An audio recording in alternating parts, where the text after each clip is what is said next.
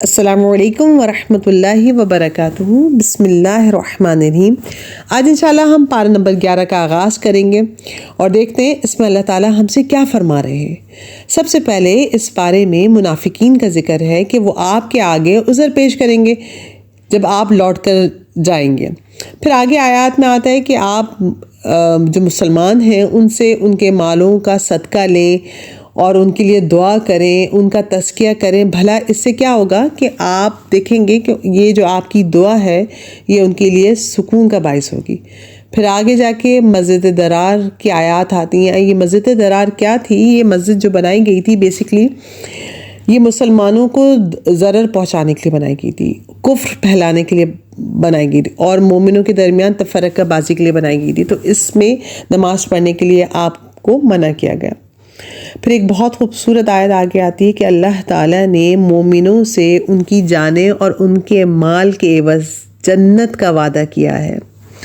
اب یہ تو بہت ہی خوبصورت بات ہے کہ اگر انسان دیکھیں آج کے دور میں جب ہم کوئی سودا کرتے ہیں تو بدلے میں کچھ دیتے ہیں اور تبھی ہمیں ملتا ہے، تو یہاں اللہ تعالیٰ بھی ہماری جانوں کے عوض ہمیں جنت دیں گے۔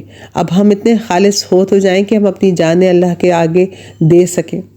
پھر آگے ایک اور آیت اس کے ساتھ کہ مومن کون ہوتا ہے؟ مومن وہ ہوتا ہے جو توبہ کرنے والا ہو، عبادت کرنے والا ہو، حمد کرنے والا ہو، روزے رکھنے والا ہو، رکوع کرنے والا ہو، سجدہ کرنے والا ہو، نیکی کا حکم دینے والا ہو اور برائی سے روکنے والا ہو اور اللہ کی حدودوں کی حفاظت کرنے والا ہو۔ اب میں اور آپ اپنے آپ کو پرکھیں کہ واقعی ہم اس کیٹیگری میں فال کرتے ہیں یا نہیں۔ پھر کہا جا رہا ہے کہ مشرکین کے لیے بخشش کی دعا فائدہ نہیں دے گی کیونکہ بے شک یہ جو ہے جہنمی ہے۔ اچھا، پھر آگے جا کے ابراہیم علیہ السلام کی بے حد خوبصورت 2 کوالٹیز کا ذکر ہے کہ ابراہیم علیہ السلام نرم دل اور بہت تحمل والے تھے۔ اچھا، اس کے بعد بتایا جا رہا ہے ایک خوبصورت آیت، وہ یہ کہ رسول صلی اللہ علیہ وسلم کو جو مبعوث کر کے بھیجا تھا وہ کیوں کہ ان کو ہم پر جو تکلیف پہنچتی ہے وہ ان کو بہت گراں گزرتی ہے۔ وہ ہماری بھلائی کے بہت حریص ہیں، وہ مومنوں پر نہایت شفیق اور بہت رحم کرنے والے ہیں۔ تو آپ دیکھیں کہ ہم اس امت میں ہیں، ان کی امت میں سے، تو کیا واقعی ہم اتنی بھاگ دوڑ کرتے ہیں کہ ہم کل کو کہیں کھڑے ہوں، کہیں سٹینڈ کرتے ہوں، یا بس زندگی ہمیں ایسی ملی ہے اور ضائع ہو رہی ہے، صبح ہو رہی ہے اور شام ہو رہی ہے۔ تو ہمیں دیکھنا چاہیے کہ واقعی ہم اپنے لیے کچھ ایسا گھر کر جائیں کہ اللہ ہم سے راضی ہو جائے۔ پھر آگے جناب سورہ یونس کا آغاز ہوتا ہے کہ جن لوگوں نے کفر کیا ان کے پینے کے لیے کھولتا ہوا پانی اور دردناک عذاب ہوگا۔ اور کیونکہ وہ کفر کرتے تھے۔ تو ہم دیکھیں روزہ جب کھلتا ہے تو ہمارا دل کرتا ہے اچھا سا کوئی مشروب ہو، ٹھنڈا ٹھنڈا، کہ مزہ آ جائے، روزہ کھلے تو ہماری جو رگیں ہیں وہ تر ہو جائیں۔ تو سوچیں اگر ہم کفر کی طرف جاتے ہیں یا کوئی ایسا کام کرتے ہیں جو اللہ کو ناراض کرنے والا ہے، تو پھر وہاں جائیں گے تو وہاں انجام کیا ہوگا؟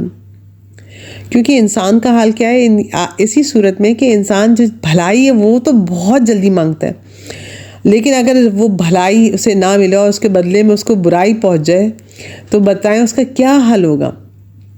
اور یہ کہ جب انسان کو تکلیف پہنچتی ہے تو وہ ہمیں اس طرح پکارتا ہے کہ بس فوراً اس کی تکلیف دور ہو جائے، لیکن جیسے ہی ہم اس کی تکلیف دور کر دیتے ہیں تو وہ تو ایسا ناشنا سا ہو جاتا ہے ہم سے کہ جیسے اس سے تکلیف پہنچی ہی نہیں تھی۔